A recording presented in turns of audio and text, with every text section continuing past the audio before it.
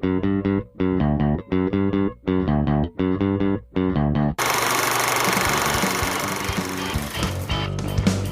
to Film Strip. These podcasts are spoiler-filled as we discuss the plots, characters, and themes of the films in review. All content used or discussed in these podcast episodes is the property of the respective owners and used under the Fair Use Act, Section 504, C2, Title 17. Welcome to Film Strip. I'm Jay. And I'm Brian. This is our review of Demolition Man, starring Sylvester Stallone, Wesley Snipes, Sandra Bullock, Nigel Hawthorne, Benjamin Bratt, Rob Schneider, Bob Gunton, and Dennis Leary for a few minutes. Directed by Mario Brambilla. Released in October of 1993 on a $77 million budget, this made over $150 million worldwide, in spite of being critically panned. So we're doing a three-part series we call Summer of Stallone, where we look at some of Sly's one-offs from the 1980s and 90s. And Demolition Man is a movie I saw in theaters. In 1993, I would have been 16, 17 years old, and I saw this many, many times since. And in fact, to this day, I will say be well to people as a salutation. And I totally got that from this movie. And I will say greetings and salutations a lot to people because of this movie. And you know what? I didn't even realize that it was from this movie until I watched it again this time and they kept saying greetings and salutations. I'm like, holy crap, I say that all the time. I had a boss when I was in grad school, dear friend Patricia, and I said be well all the time to her because I owned this on VHS and I watched it. And she was like, where did you get that from? And she was a bit of a movie person. I said, you ever seen Demolition Man? She was like, yeah. And I was like, they say that all the time in that. So I loaned her my VHS. She brought it back the next day. She was like, holy cow, they say that a lot. Is that where you got that from? I was like, yeah, be well. So, but I still say it. Like today I said it to somebody because I watched this movie recently. So that's fantastic. Yeah, but, I laid out my background, man. I saw this, when it was in theaters, bought the VHS, and I still have it somewhere in a, closet here. I saw this in college, and it was on TV, and it sucked both myself and my wife in. We were dating at the time, and we were just watching TV one night. We were flipping channels, and this came on, and we're like, what the hell is this? And we watched it. And we got a real big kick out of it. And then every time we saw it on TV after that, we stopped everything we were doing and watched it. Wow. Yeah. So this is like a big one for y'all, like personally. Oh, yeah. We love this movie. I think my wife has seen this one. I'm pretty sure she has and has probably watched it with me at least once. She didn't watch it with me on this review because she was like, no. And I don't think she dislikes it. It's like Stallone action films are not really her bag, and we didn't have any personal connection to this one together, so like you and your wife do. I think that's cool, though, that y'all have this together. We have stuff we watch together, so that's really cool. I mean, I remember, man, when this one came out, 1993, I think Stallone was still kind of at the height of his powers. This is, we just did 1986's Cobra, and then he had a bunch of stuff right after that. I know Sandra Bullock was in a lot of things before this, and then was in Speed like a year after this, which really put her on the scene. But I didn't know who she was from anything. I knew who Wesley Snipes was, though, baby, because he was in all kinds of stuff. And this was long before his tax evading notoriety. He was just a martial arts enthusiast action star. I mean, he'd been in Major League and Passenger 57 and all this other crap. And I thought Wesley Snipes was just cool, and I thought, man, you're going to put Wesley Snipes against Stallone, because this was in the era when they realized, like, we got to put Stallone up against somebody or with somebody. Like, he's got to be playing off of somebody, right? This is before we ever got Expendables put together, right? And so they wanted to give him a foil in every film, and Wesley Snipes fit the bill at the time. Yeah, I mean, this is Stallone, I would say, was at a very big point in his career. He had come off of Rambo success and Rocky success. And I think, when was Rocky 4? Rocky 4 was 1985, 1986. Yeah, so he's been long out of the game since that. But he was always into all these action stuff because it was him and Schwarzenegger, right? They were always compared to each other. And that's why I really love in this movie when they kind of dig into that. We can talk about that a little later, but I like that little dig at him with the whole Schwarzenegger becoming president and stuff like that. I thought that was funny. I mean, I think he's always had a lot of fun with where his place was and stuff. And I mean, look, at this point, Rocky as a franchise was gone because Rocky 5 had come out and that just tanked it. And if you've ever seen that movie, you know why. And it would be decades before he would come back to it with Rocky Balboa. And do all of that stuff and now the Creed films. But yeah, Stallone here was still at the apex, but the roller coaster was about to tip down the mountain here, and it was going to be a long, slow descent. He had also done a lot of really badly put together comedies. A lot of those came after this too. And we're not really talking about those, but as far as action films go, I mean, I was down for this. It was right in my wheelhouse. Again, I was in high school. I was into this kind of stuff.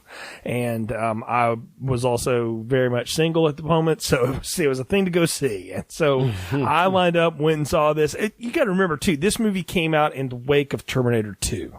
Which was the biggest action movie in the world, when I was, that age.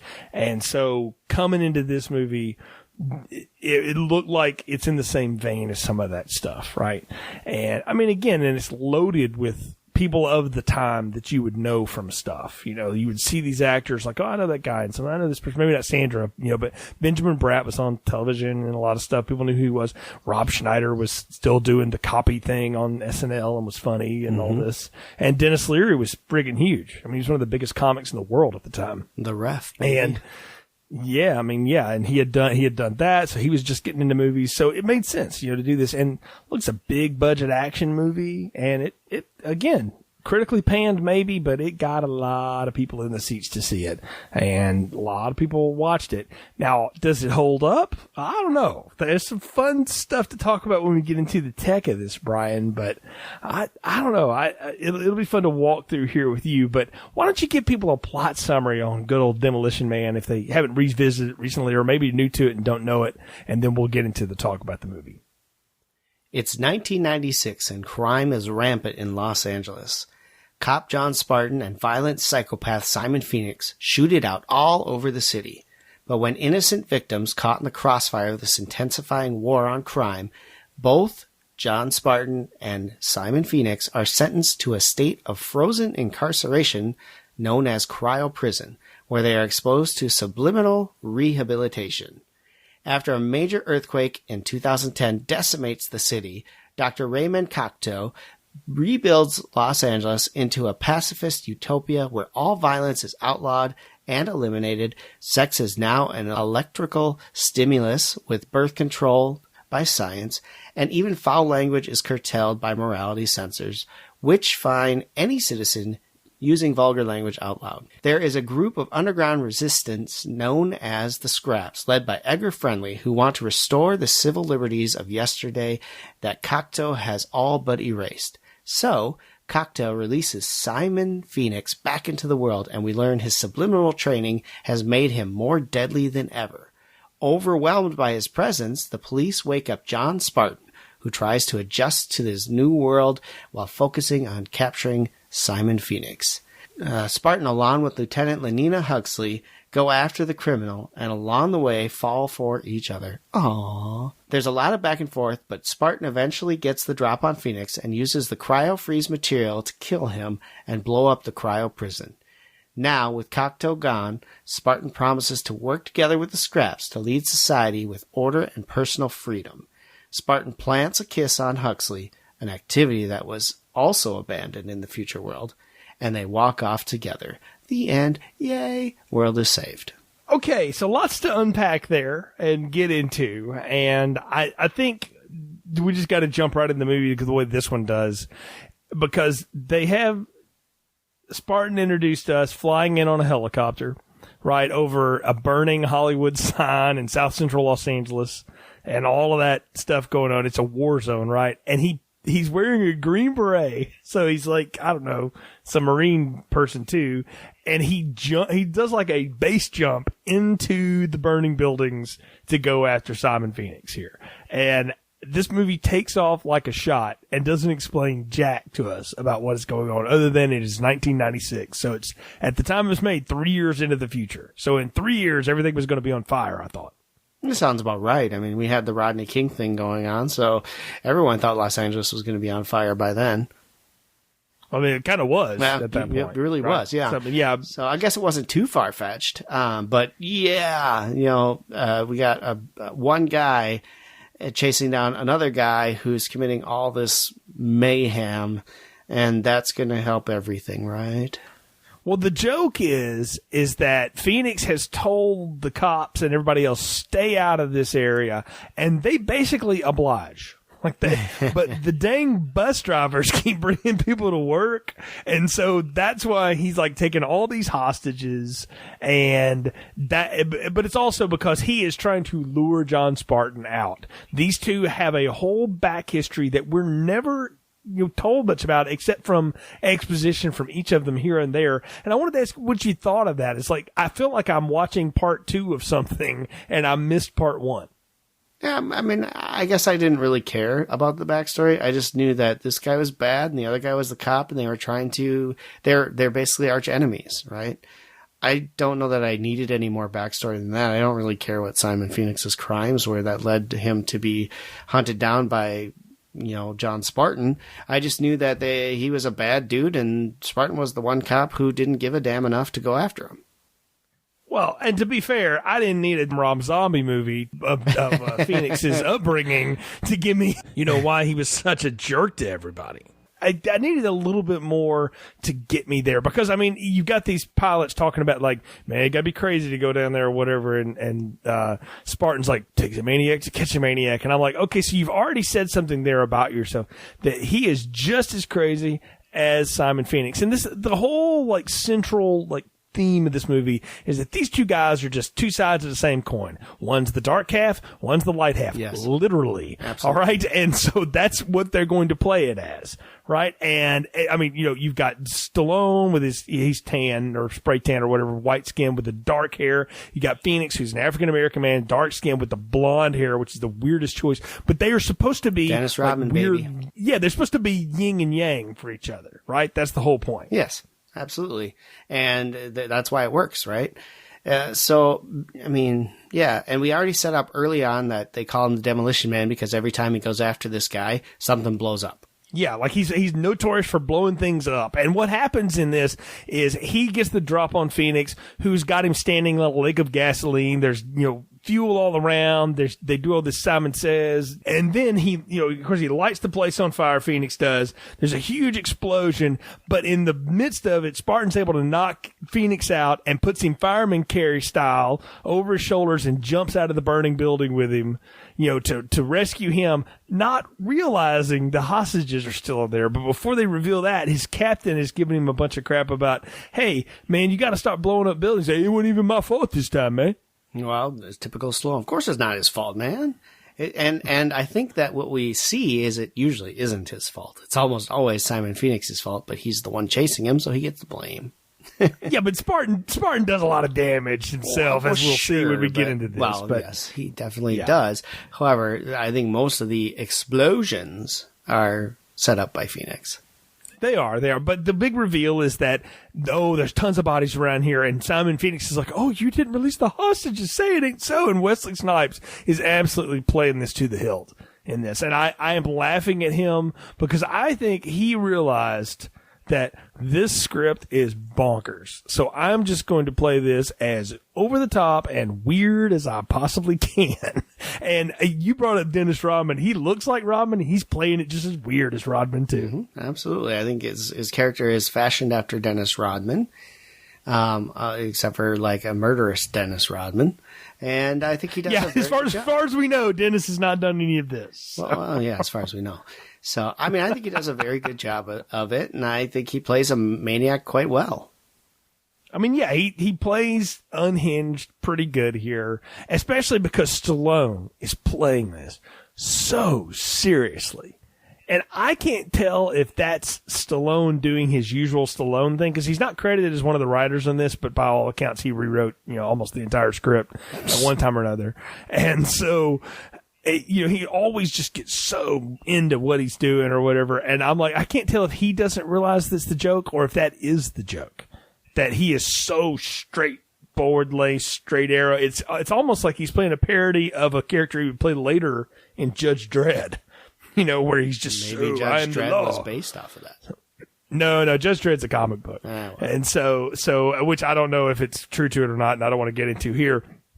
But he's playing this so straight, you know, and Wesley Snipes is playing it so fast and loose, and it's all over the place. But the whole point of this inciting incident is so that, you know, we get these people sentenced because we got to get them to the future, right? And we got to put them in the deep freeze. And I got to tell you, man, when I saw this in 1993, this whole idea of the cryo prison and freezing people. I mean, again, we're coming off of Terminator 2, where we've had like, you know, liquid metal frozen by liquid nitrogen and all this crap. So I'm in the mode that like we could do this. There were all those rumors that, you know, Walt Disney was on ice and Ted Williams had his head frozen and all this, you know, all kinds of other crazy stuff, right? And those aren't rumors, I could. Man. But I mean, I was in the mode where like, okay, yes, I can buy this. Like, I could believe that this might be a future that is possible. But what they're playing this off is that in 1996, this is what they've turned to, is turning prisoners into blocks of ice. Well, cryo freezing was a big deal at the point that this movie really came out. I mean, it was just becoming the rage. And the cryo freezing is a real thing. People have put themselves on ice, but after they died, not as alive. Mm-hmm. I mean, nobody knows how to freeze someone and keep them alive in a hibernated state. That comes from Star Wars, by the way. Yes, it does. But, you know, I like the concept and idea. I just don't know that you needed to be 1996. I think we could have fast forwarded to like 2026 or something, way in the future to kind of get this kind of thing. But I guess they thought we were going to have a lot of technology from cryo freezing, which was a big deal at the time. I mean, yeah, I don't know. I don't know that I needed it to be 21st century when this movie starts, because the whole point is that the 20th century, everything was going to hell so fast that we had to take these drastic measures to fix everything, right? Mm-hmm. So that's why we would do this crazy stuff. But I'm on board for that. What I get a kick out of, and they kind of drop the line in it here, and it took me a few watchings to ever pick up on how this works, is they stick that little sensor on the side of Stallone's head, there, Spartan's head, mm-hmm. and it's supposed to be like subliminal rehabilitation. Right. And I want you to know where my mind went after last season. Immediately, that's where these guys got that idea from. Well, I couldn't go to that because I've only seen it once and I will never watch it again. And to know why, you should listen to our previous episode on After Last Season. But I highly, highly, highly doubt that it came from that. I think this is a concept that is well placed in other things, that you know, being able to alter the mind of someone through kind of a sleep hypnosis or programming of sorts. I don't think that's anything new. You've had 3 kids. Don't they say like you can put like headphones on the mother's stomach and the kid can listen to music and stuff like that? Like, people are doing that, right? Of course. Yeah, and a lot of it says that they can hear. A lot of people think that the baby in the womb can hear everything that's going on, and that's why they recognize mom's voice right away. That's very cool. So, see, I get the idea, right? And I kind of like the gimme of all of this. And because it is setting up a big plot turn, as we'll find out in just a little bit.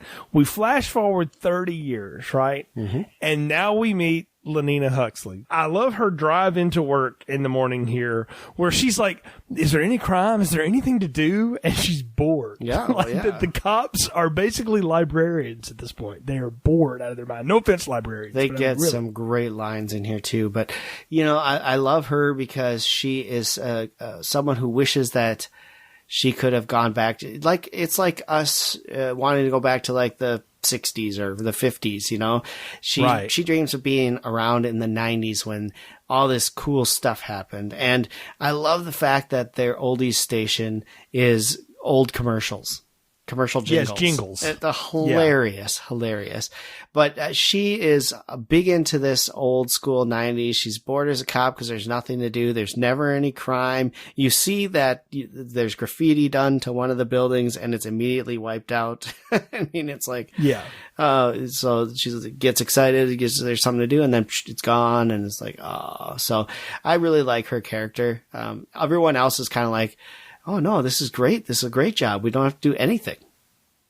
Yeah, and she like her office is littered with stuff from the 1980s and 1990s. She's got like a Lethal Weapon 3 poster on the wall, and she's got the old snake in a can trick. Stuff that's illegal. Yeah, it's all illegal contraband, Benjamin Bratt tells her, and she's, laughing about it. But the thing is, like, the thing is that I get about Sandra Bullock's performance is that she, like Wesley Snipes, is either in on the joke or gets it. So she just plays this as like, I'm going to be the most wholesome, like, perfect girl character ever, and everything is just wonderful and beautiful, but I really wish I could get some action. But she has no idea like what to do for any of it. Though we found out later she does because she watched a lot of Jackie Chan movies or something.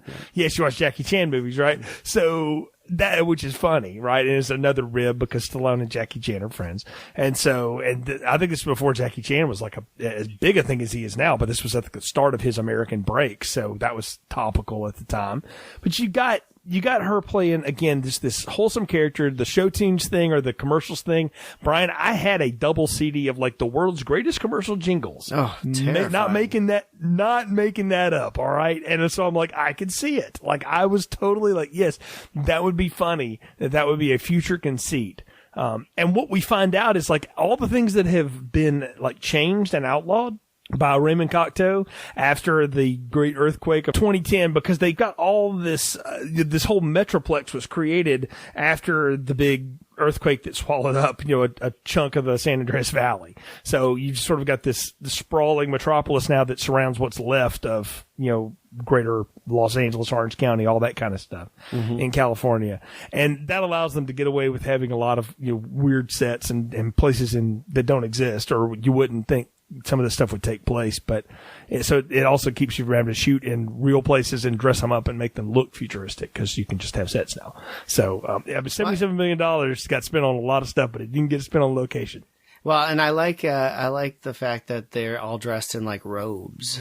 That's their attire. Yeah, they're all wearing like caftans, just stuff weird like that. But I also like when we obviously have to mention that Phoenix is let out of prison. He's in. Well, yeah, he's not let out. Hearing. He escapes. No, he's let out. Yeah, he's in a parole hearing, and then all of a sudden his cuffs come undone, and he's basically out. He kills everyone in his path, and is on the loose, and the cops are watching as murder, death, kills come up on their screens, which they don't even know what 187 stands for because it's never been done since like 2016. Yeah, it's been years since they've had a murder, death, kill, so they're all freaking out. They don't know what to do. And I love when he goes to the museum, and underneath, he walks over a clear floor, and underneath is an old preserved part of Los Angeles from the earthquake that's still around, and they preserved it exactly as it is, so you can see what Los Angeles used to look like. That's funny. Yeah, and you can see the damage that was created on the highway and all that, which is exactly what I can see museums doing something like that. There's all kinds of exhibits like that. The thing about the Phoenix escape that I caught this time that I had never caught before is he's talking like when the guy's telling him, this is what you're in jail for, yada yada. The warden, he's speaking it back to him in Spanish, kind of mocking him, and that's supposed to be the first clue that like this guy he's gotten fed information, and then he says a phrase that unlocks all of his stuff. So he knows the passphrase. He's been given all this stuff, and when he walks up to the little terminal on the outside, which is I guess like in the future we don't have cell phones and we don't have phone booths anymore. We have like information towers. Well, you got to remember too that cell phones weren't around. Like no, that's what I'm saying. Like back then, yeah, they didn't see that as part of the communication. It was all radio frequency still. But he's got all this information and he just starts typing away. He's like, "Holy cow, look at me go!" Yeah, he has no clue. Yeah, he has no idea where the hell any of that came from because he's been programmed this way. Yep. And I get the idea that you could program information into somebody's head like this. All right. And we saw him in a fight a little bit earlier with Spartan. He was pretty good. But when he starts taking out the cops, man, he knows stuff that and he's so super strong. And they drop that line later. I'm like, how do you get super strong from subliminal messages? Well, they planted all the programs into his rehabilitation. So he learned it all mentally. So it was all there. So physically, he already had the characteristics physically, right? It's all mental now. So it's just remembering how to do things, and your physical body can take it. So there you go. So just like what they do in the Matrix when they LoJack all that stuff in the Keanu Reeves' head. Exactly. Right? Okay. So now you know where the Matrix got it. Matrix got everything from something else. You're right about that. Well, and I wouldn't doubt that I've never heard the Wachowskis cop to that, but it would be funny to ask them that sometime to see if they did. But anyway, Phoenix is causing all kind of mayhem, and Huxley's the one that's like, we got to do something. What can we do? And then there's the old cop in the back, who was the helicopter pilot, the younger helicopter pilot in the first scene, is like, well, back when I was still doing things, we had one cop that could do everything. And I was like, of course we did. We had the perfect specimen, John Spartan. We got to go get him out of the deep freeze. And everyone, rightfully so, is like, this is a bad idea. Because if we've already got one maniac, let's not put two into our quaint little society. Well, the thing, too, you got to remember is that they think he's a murderer, right? Right. A manslaughterer. I don't know what you want to call that. But they think he's a bad guy. So why would you want to bring a bad guy out? Well, because he's the only cop who was able to ever track down Phoenix and arrest him. Now, obviously, Phoenix escaped, but he's the one who could track him down. So he's your best bet, especially when the cops know nothing. My favorite scene, though, is when Phoenix does beat up all the cops, and Schneider looks at him and goes, "We're the police. We're not trained to do any of this." And it's just a funny line, like, oh my. Speaking of which, like, his first line is, he's like, "You've called the San Andreas Police Department or whatever. If you'd like an automated response, press 1. And I wrote in my notes, I would always prefer an automated response to you, Rob Schneider. Ouch. Ooh. The point is, they don't know what to do. And so, yes, they're going to go unfreeze Spartan. And I love how they've got the setup here with the big cube of ice that he's in, right? And they're sort of laser cutting him out of it. John Spartan is released from jail. He comes out and immediately asks questions. He swears. And what happens? We get the fines for improper language. Love it. Now, we've already been introduced to this once because Simon Phoenix has been getting fined for swearing, and he's just like, yeah, screw this, whatever. Mm-hmm. But Spartan gets the fines, and then we find out that he's in the bathroom, and he comes out and says, "You're all out of toilet paper." And Schneider looks at him and goes, "He's looking for toilet paper. What's that?" And the guy says, "I don't know. We got in there. You got these 3 seashell-looking things." He doesn't know how to use the seashells. One of my favorite lines from this whole movie. Dude, I remember being in college, watching this again on VHS, and going to the early versions of the Internet Movie Database, and movie trivia. There were all kinds of trivia about how the seashells worked. Have you ever read any of these? No. A couple of them were you take 2 in one hand and you scrape from the back to the front. And I was like, oh God, what? Why would you do that can't be right. Yeah, right. Why would you? And apparently it's supposed to work you turn them in different combinations to get different strengths of water because this is like a bidet. Right. Yeah, it's supposed to be a bidet, which is all it is. But it's a running joke and just became the running joke of the movie. It's we're not going to explain it. We're just going to put it out there and let people obsess over it. It's fantastic. It's just fantastic. Yeah, it's a funny joke. It's funny, but what Spartan realizes real quick, and when the verbal morality statute spits back at him, he's like, "Oh, there's where I can get some paper," and he just goes and curses it out. Yeah, and that's great.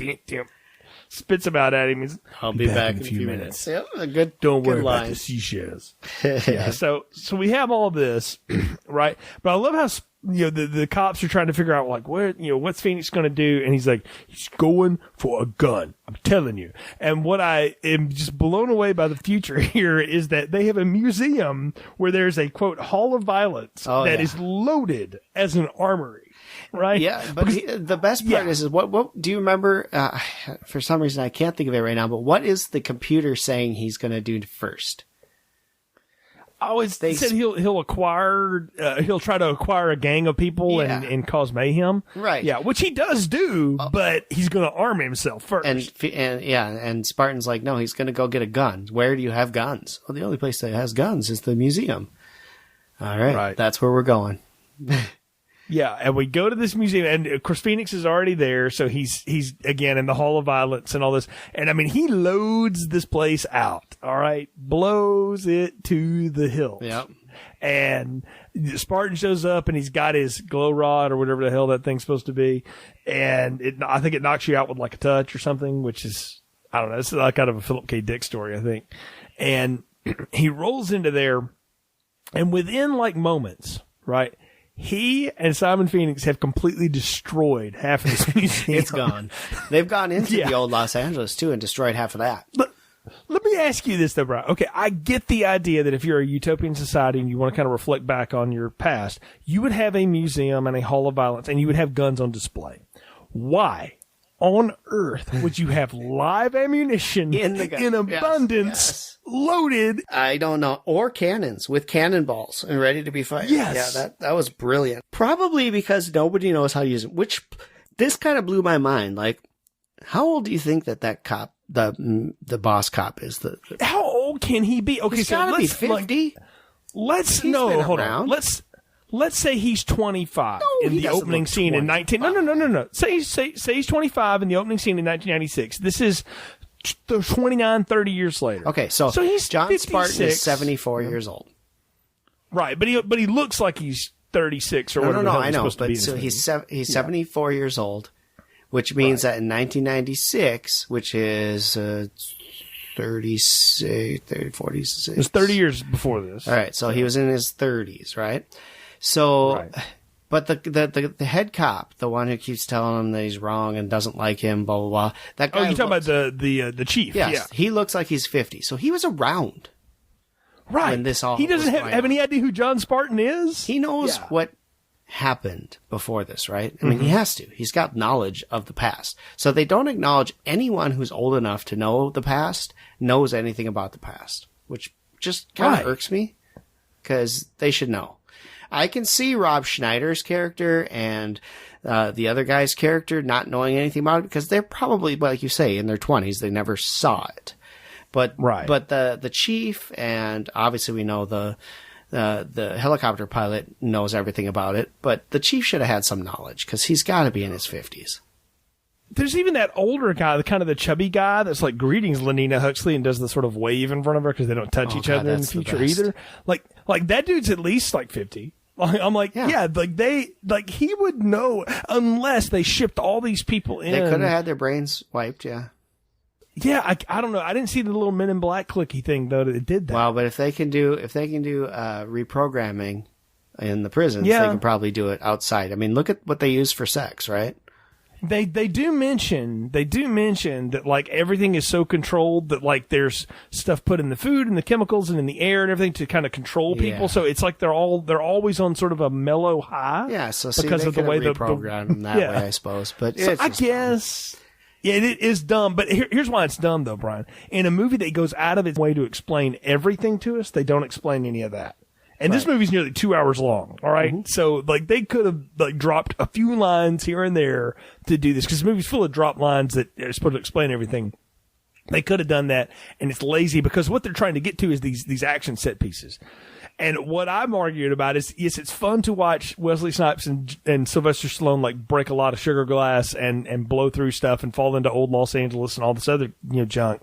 But the plausibility of that is stupid for multiple reasons. One, if you had a museum of guns, and if you go to a museum and there are guns, they are not loaded, and there is no munition nearby for them. Secondly, gunpowder degrades over time, all right? So at best, it might just light a small fire, all right? Much less it probably blow up in your hand when you tried to shoot it. Now, the coolest thing they do is they introduce, like, the ray gun thing that he gets, was like the last weapon known to ever be made. That thing was kind of cool, because it looked like it came out of, a video game or something, but everything else here was just, I'm sitting there going like, I know I'm not supposed to pick this apart, but this movie is insulting my intelligence, all right? Because there's no way these things, one, would be in that abundance together. Yeah. And this is another plot problem going forward, because Spartan picks up a pistol at this thing, and he carries it with him the rest of the time, and he's got tons of ammo. And I'm like, where the hell did he get all the ammo? Yeah, he's got it all in his pocket, man, because he keeps dropping the old shells and pulling out the new ones.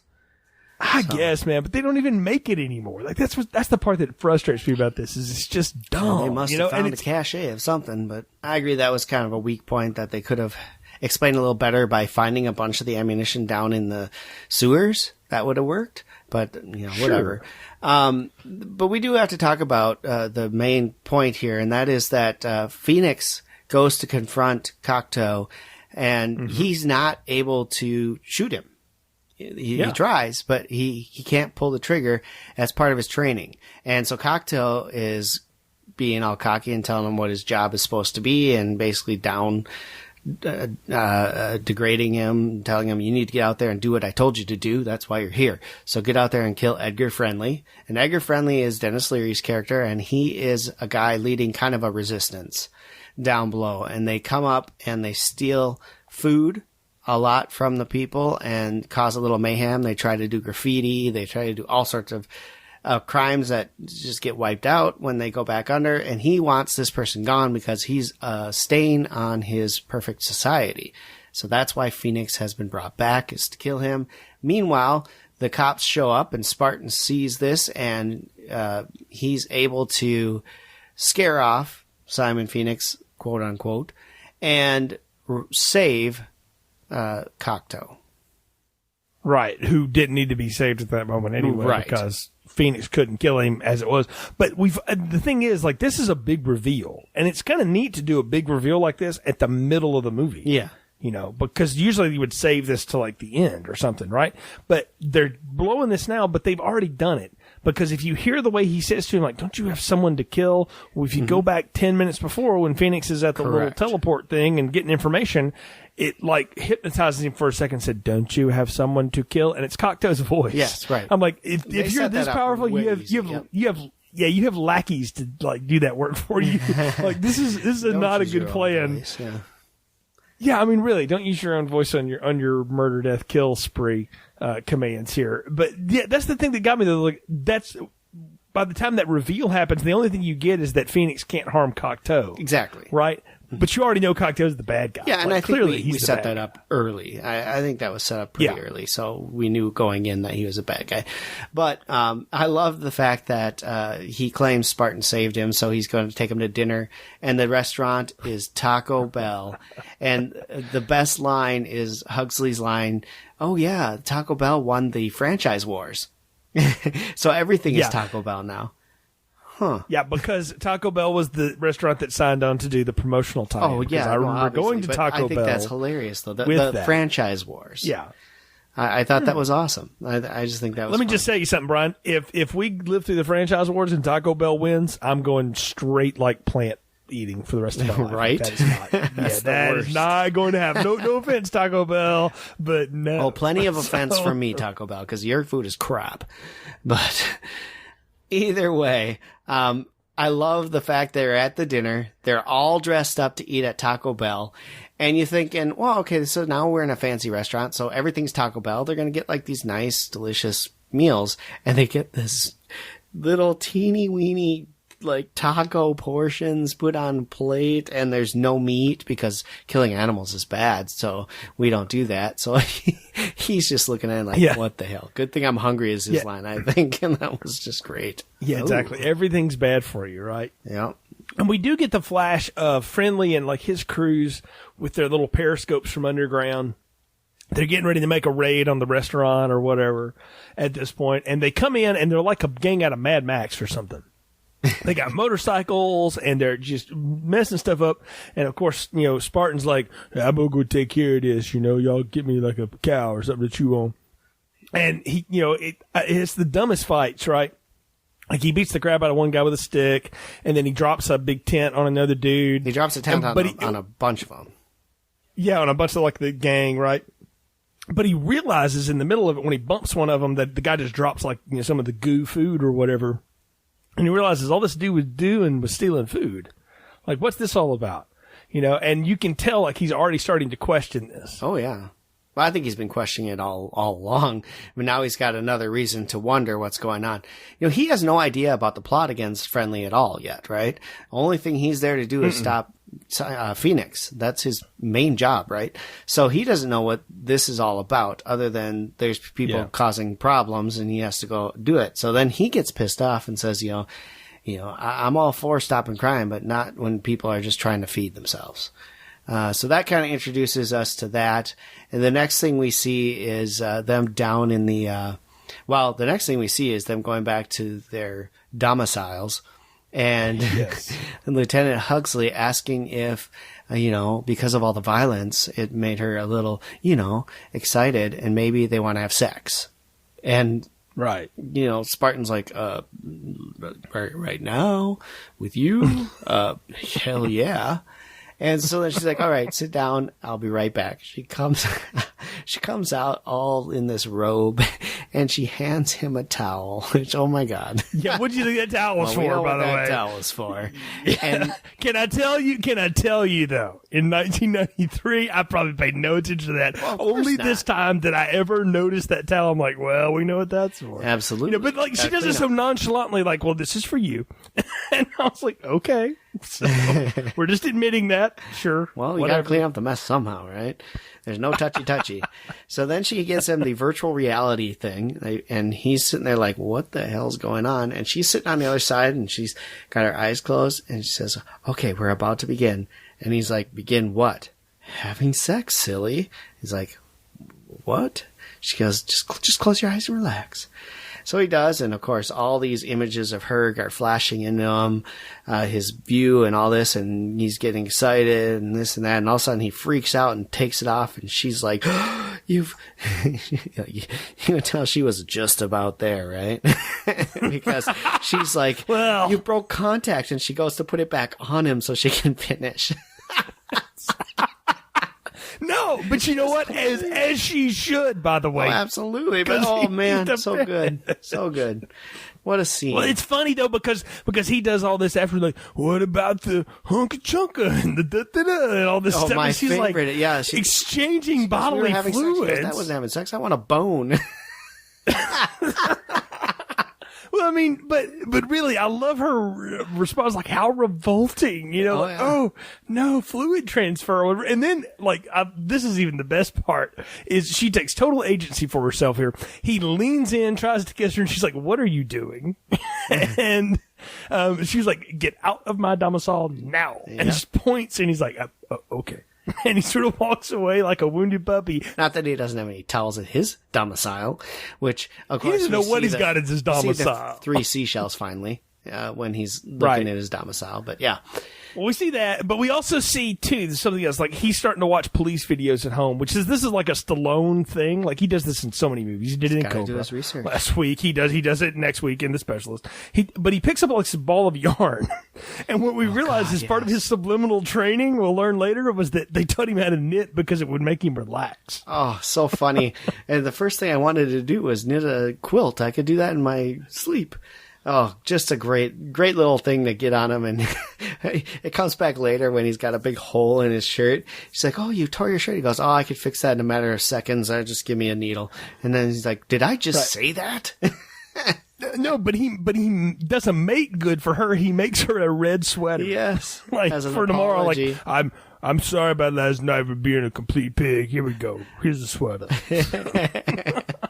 That was pretty good. Well, thank you. Yeah, it's funny though, right? Yeah, it's all played for laughs because this is the thing though, and what I realized watching it this time was like, this movie takes a 15-minute break from action movie to do this stupid gag, and I'm like, man, that's bold for an action movie in 1993 because these things are supposed to be like 95 minutes, and the fact that this one stretches to almost 2 hours and does all this crap means that they are taking chances in this. And by tell of the internet, there's like an even longer version that existed. They had to cut it down to get it to this.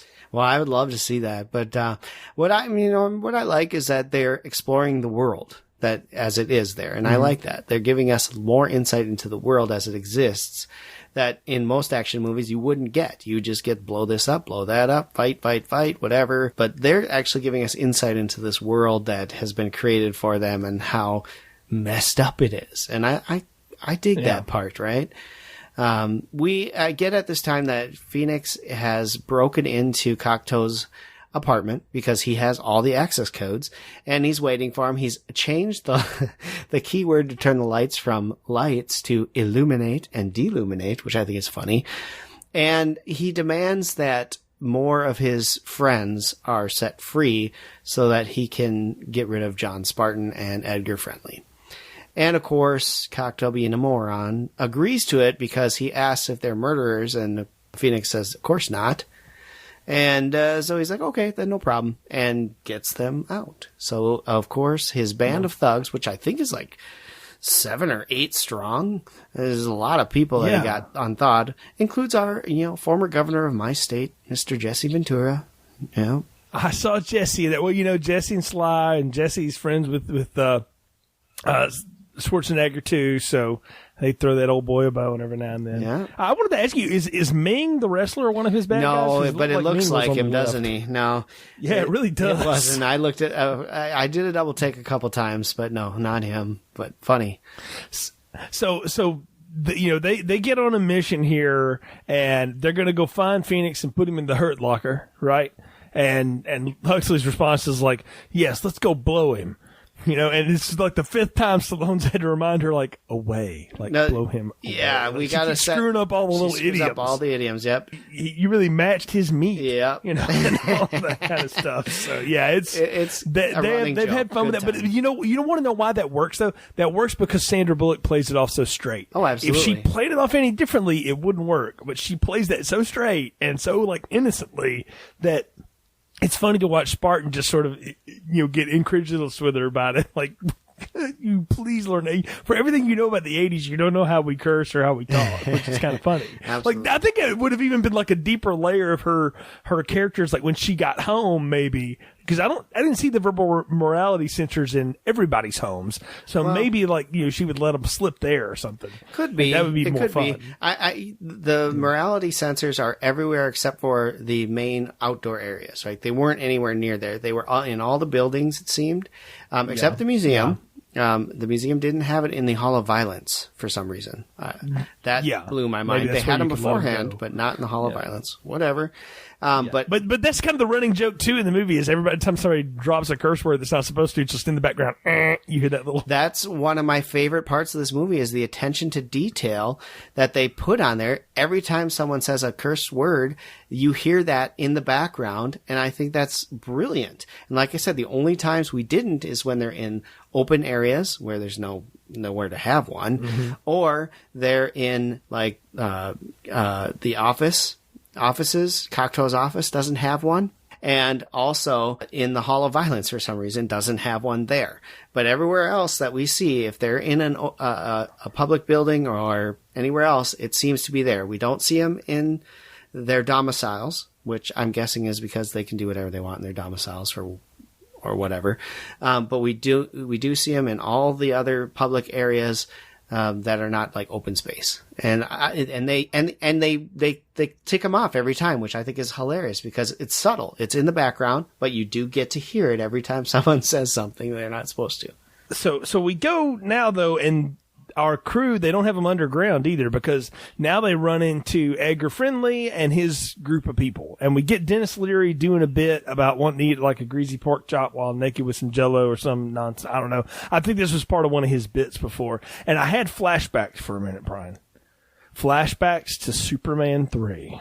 With Richard Pryor doing his little stand-up routine and all this stuff. And I remember, I'm like, this is in like all kinds of movies. Chris Rock did this in an action movie too, where he just breaks and does kind of one of his bits. Dennis Leary does a bit. And it kind of took me out of the movie a little bit because Dennis Leary is a good actor. Right. And only discovered later that he could act and do things beyond his own bits.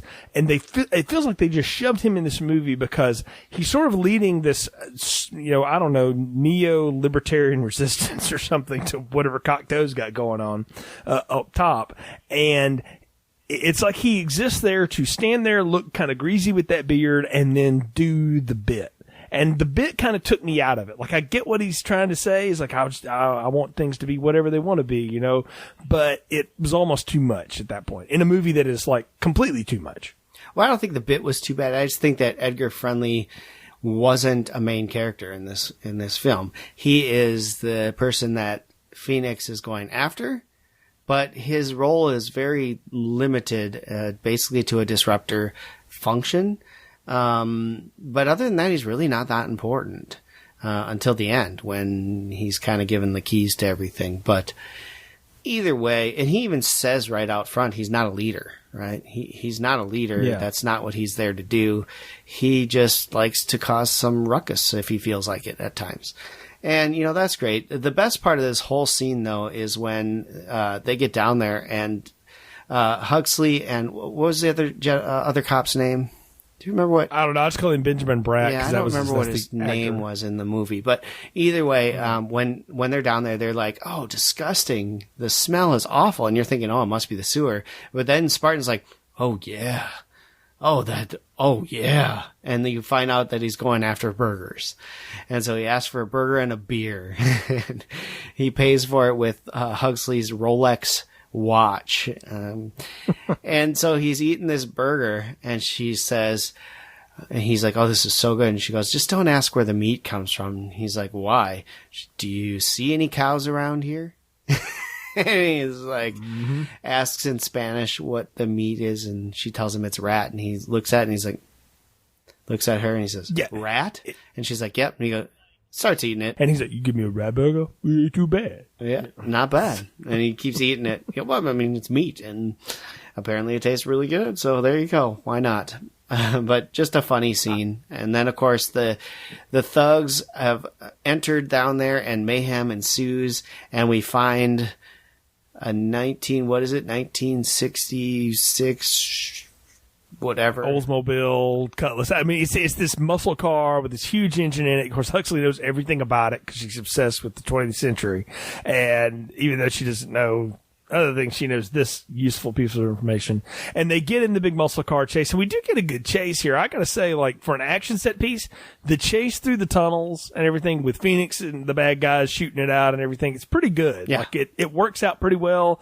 You get Stallone jumping from his car to the little futuristic little car, which is funny because the car that Simon Phoenix is driving around in looks exactly like those trike things that you see nowadays with the two wheels up front and the one in the back. It's just got a hood on it.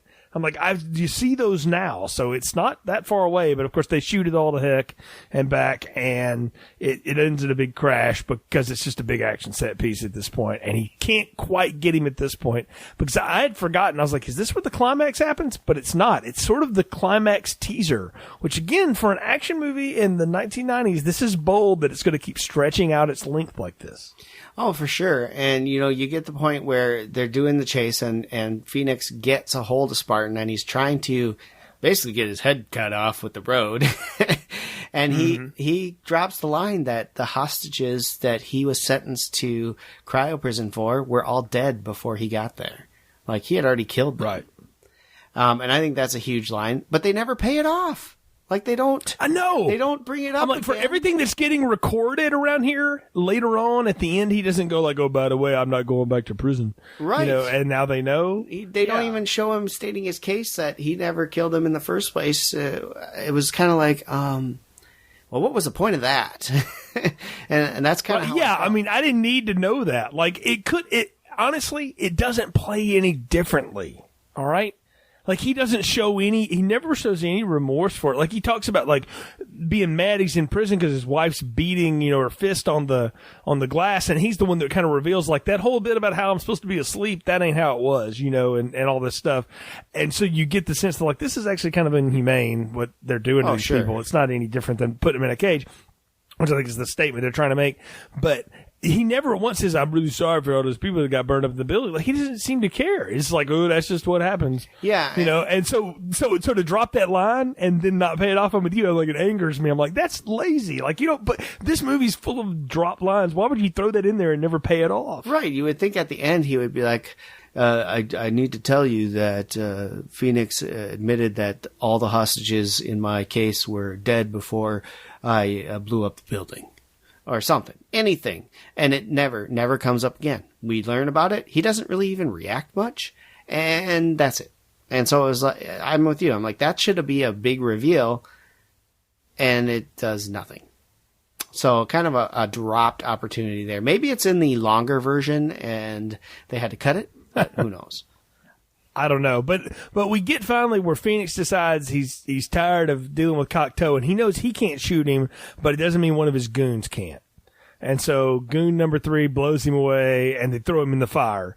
They throw him in just your standard, what I would assume to be clean burning propane gas fireplace, Brian. Mm-hmm. When Huxley and Spartan show up, he is like gone. He's turned to ash. Do you know how many thousands of degrees that fire had to got to? It's not a crematorium, yes. Mm-hmm, yes. Yes, it is not, it's an open flame. It's almost like just like a water feature, but it's fire. It's like, it's not even putting out a lot of heat. Yeah. You know, it's just there to look cool.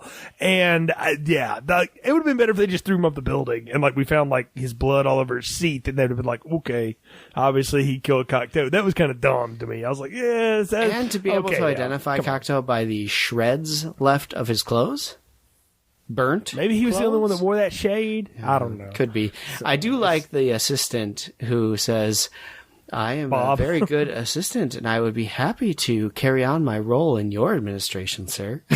To Phoenix. Yeah. That Glenn Shaddix is the actor. He was in Beetlejuice. He's been in a lot of stuff. He kind of always plays that really eccentric, sort of over the top thing. It was good. I liked his character.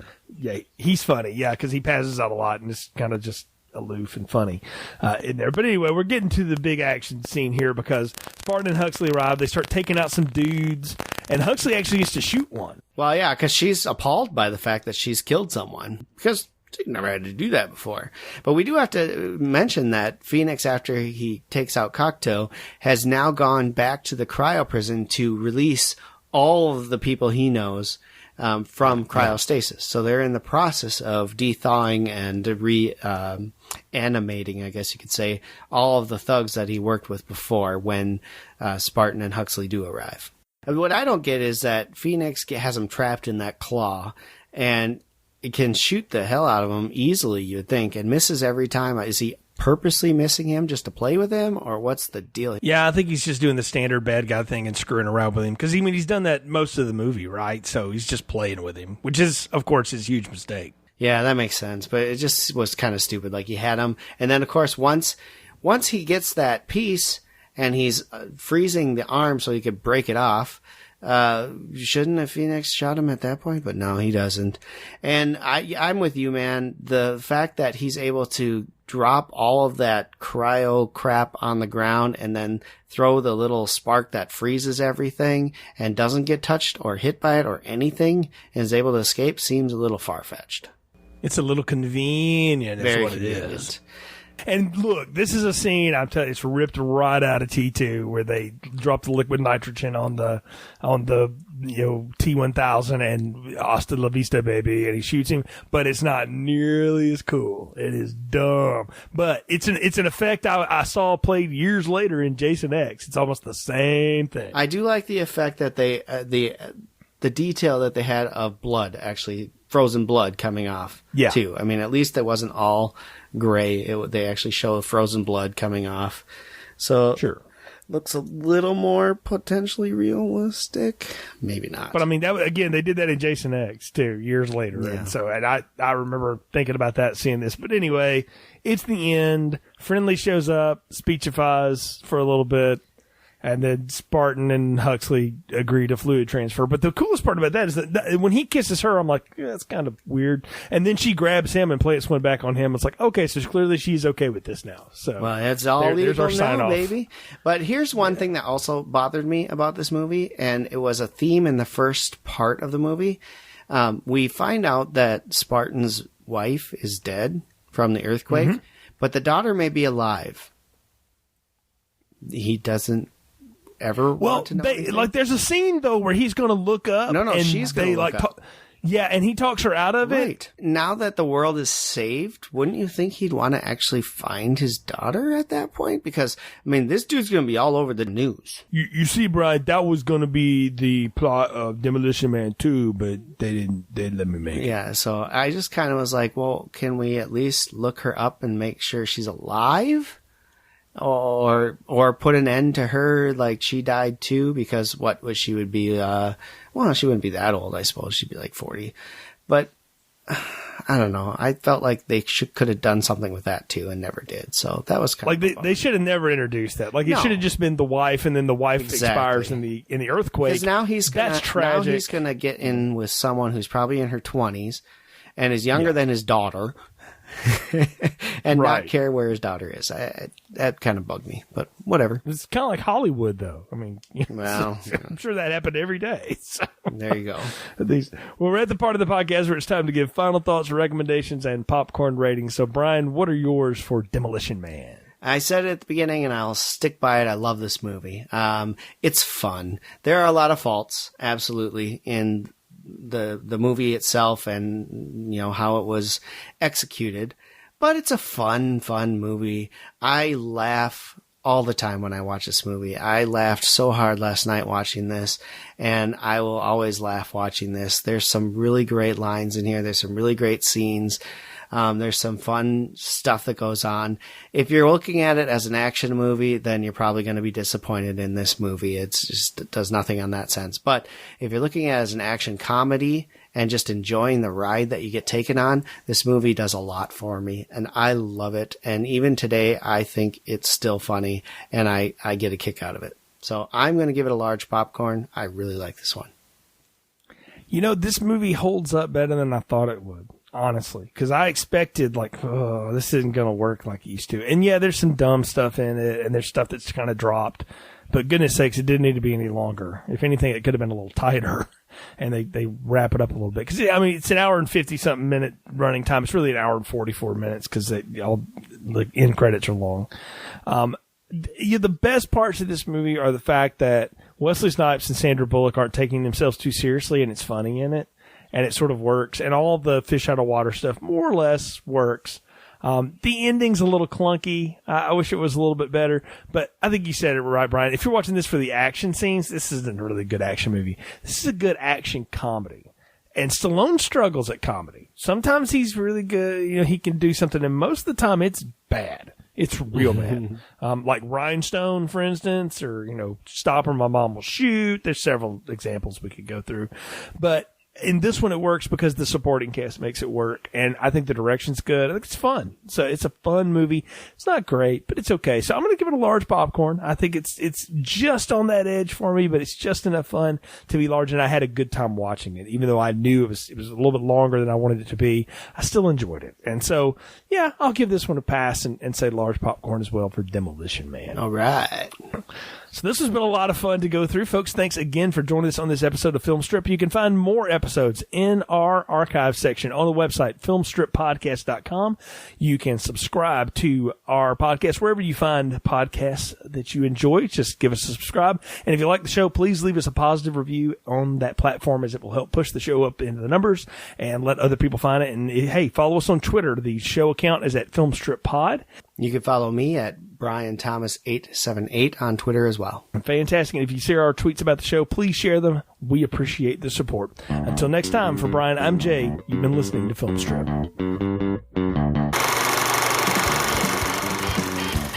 Thank you for listening to Film Strip. You can find more episodes on our website, filmstrippodcast.com. The Film Strip theme music is produced and performed by Frozen Lake 121. All content used or discussed in these podcast episodes is the property of the respective owners and used under the Fair Use Act, Section 504, C2, Title 17.